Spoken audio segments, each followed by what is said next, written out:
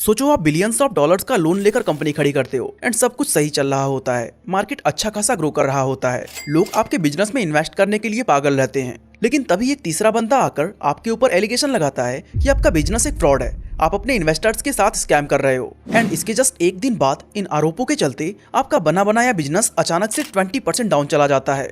लोग अपना पैसा आपके बिजनेस से निकालने लग जाते हैं। सोचो ऐसे केस में आपके ऊपर क्या गुजरेगी। एंड दोस्तों यही हुआ इंडिया के सबसे अमीर इंसान गौतम अडानी के साथ। गौतम अडानी अडानी एंटरप्राइज का एफपीओ लाने की तैयारी में थे, तभी एक हिंडनबर्ग नाम की फाइनेंशियल रिसर्च कंपनी उनके ऊपर तमाम तरह के एलिगेशंस लगा देती है। इससे कंपनी को जहां नई इन्वेस्टमेंट मिलने वाली थी, वहीं पुराने इन्वेस्टर्स अपना पैसा निकालने लग गए। एंड रिजल्ट ये हुआ कि उसके जस्ट एक दिन के अंदर अडानी ग्रुप का स्टॉक प्राइस रातों रात 20% डाउन चला गया। अब दोस्तों आपके मन में भी ये सवाल आ रहा होगा कि वो रिसर्च कंपनी आखिर है कौन, जिसने इतने बड़े बिजनेसमैन को हिलाकर रख दिया। उसके एलिगेशन सच भी है या बस ऐसे ही? आइए डिटेल में जानते हैं। तो सबसे पहले हम समझते हैं कि इस एलिगेशंस को लगाया किसने है और उसका अब तक का पास्ट रिकॉर्ड कैसा रहा है। एक्चुअली दोस्तों हिंडनबर्ग एक रिसर्च फर्म है जिसको नाथन एंडरसन ने 2017 में फाउंड किया था। बेसिकली हिंडनबर्ग खुद को एक शॉर्ट सेलर कहता है। अब स्टॉक मार्केट में शॉर्ट सेलर का मतलब होता है कि कोई ऐसा व्यक्ति या फर्म जो स्टॉक को पहले सेल करता है और बाद में उसको खरीद लेता है। अब आप कहोगे कि ये कैसा स्टॉक, पहले सेल करो फिर बाई करो। तो दोस्तों हाँ, स्टॉक मार्केट में ऐसा भी होता है कि पहले ज्यादा रेट पर शेयर को उधार लेकर बेच दो और जब प्राइस नीचे गिरे तो बाई बैक करके उस शेयर को वापस कर दो। इससे प्राइस में जो भी गैप आएगा वो उस ट्रेडर का प्रॉफिट होगा। अब हिंडनबर्ग खुद को क्लेम करता है कि वो फॉरेंसिक फाइनेंशियल रिसर्च का काम करते हैं। इससे वो पता लगाते हैं कि किस कंपनी के अंदर क्या क्या गड़बड़ चल रही है, कौन सी कंपनी स्टॉक प्राइस को मैनिपुलेट कर रही है एंड किस कंपनी का स्टॉक प्राइस गिर सकता है। एंड उसी कंपनी में ये अपना पैसा लगाकर प्रॉफिट अर्न करते हैं। नाउ हिंडनबर्ग ने अदानी के बारे में ऐसी बहुत सी बातें कही हैं जो ये दावा करती है कि अदानी ग्रुप में कई सारे फ्रॉड हुए हैं, उन्होंने स्टॉक प्राइस को मैनिपुलेट किया है एंड इसीलिए उनके शेयर के प्राइस आसमान छू रहे हैं। खैर इसकी डिटेल रिपोर्ट को हम आगे देखेंगे। अब दोस्तों आप कहोगे कि हम हिंडनबर्ग की रिपोर्ट को क्यों माने, इसका प्रूफ क्या है कि उन्होंने जो बोला है वो सच ही है। उन्होंने काफी सारे प्रूफ्स को शो किया है, लेकिन इससे पहले हम ये जान लेते हैं कि हिंडनबर्ग इस तरह की रिपोर्ट्स पहले किन किन कंपनीज के ऊपर पब्लिश की है एंड उनमें से अब तक क्या क्या सच्चाई रही है। एंड दोस्तों इससे हम उनके ऑथेंटिसिटी का थोड़ा बहुत आइडिया लगा सकते हैं। एक्चुअली हिंडनबर्ग ने 2020 के बाद से अब तक टोटल 30 कंपनियों पर रिपोर्ट पब्लिश की है। एंड इन 30 कंपनियों का रिजल्ट अगर देखें तो रिपोर्ट निकलने के अगले ही दिन उसके स्टॉक प्राइस में 15% का डाउनफॉल और अगले 6 महीने में 26% का डाउनफॉल हुआ है। एक काफी फेमस कंपनी है निकोला, उसके ऊपर इन्होंने 2020 में रिपोर्ट पब्लिश की थी और रिपोर्ट निकलने के कुछ दिन के बाद इसका स्टॉक प्राइस 94% से गिर गया। ऐसी ही एक कंपनी है एससी वर्क्स, जिनके ऊपर हिंडनबर्ग ने रिपोर्ट निकाली, जहां अगले ही दिन इसका स्टॉक प्राइस 3.3% से गिरा और अगले 3 महीने में 90% नीचे चला गया। ऐसे ही जीनियस ब्रांड्स कंपनी के ऊपर भी हिंडनबर्ग का रिपोर्ट आया, जहां नेक्स्ट डे 13% का डाउनफॉल और 3 महीने बाद 85% का क्रैश देखने को मिला।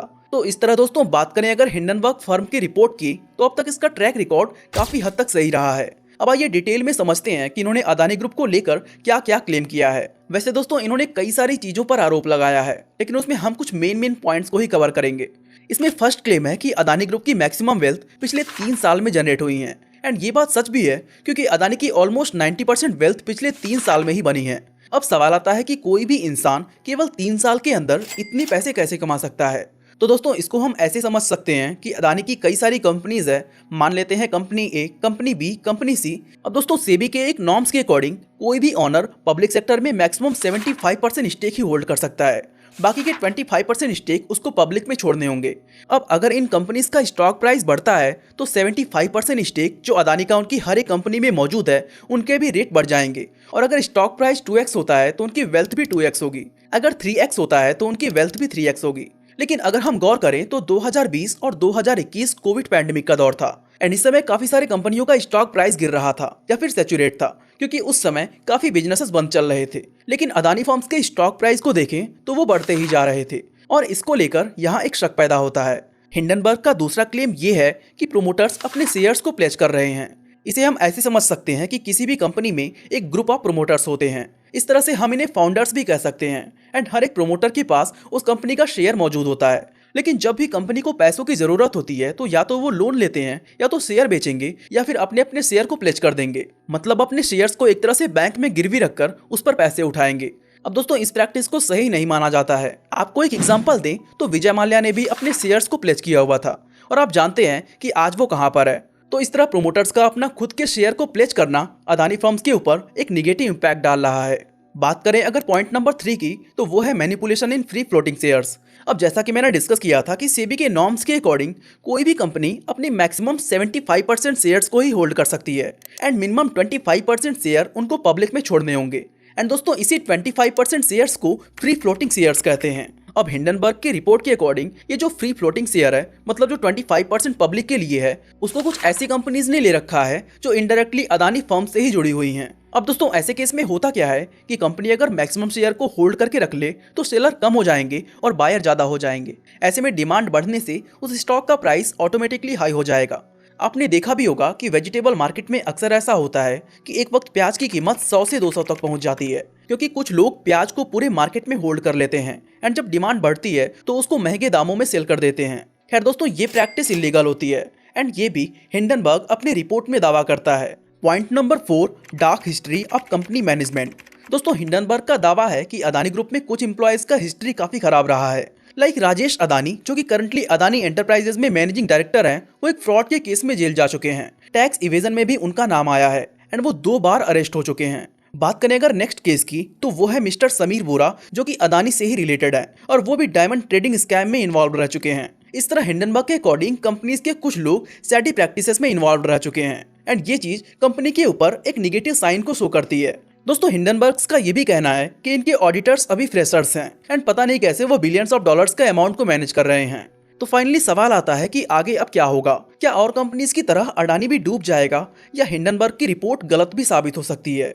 वेल दोस्तों यहाँ 2 चीजें हो सकती हैं। अगर हम हिंडनबर्ग की रिपोर्ट को एक बार के लिए सही भी मान लें तो उन्होंने टोटल 88 मुद्दों पर सवाल उठाए हैं एंड जहां ये रिपोर्ट पब्लिश हुई 24 जनवरी को, लेकिन अभी तक अडानी ग्रुप ने एक भी क्वेश्चन का आंसर नहीं दिया है। उनके फर्म ने बस एक जनरल मीडिया स्टेटमेंट दिया हुआ है जिसमें बस बातों को घुमाया जा रहा है एंड अदानी ग्रुप का कहना है कि वो इसे लेकर हिंडनबर्ग को सू करेंगे, जहां हिंडनबर्ग ने इस चैलेंज को एक्सेप्ट भी किया।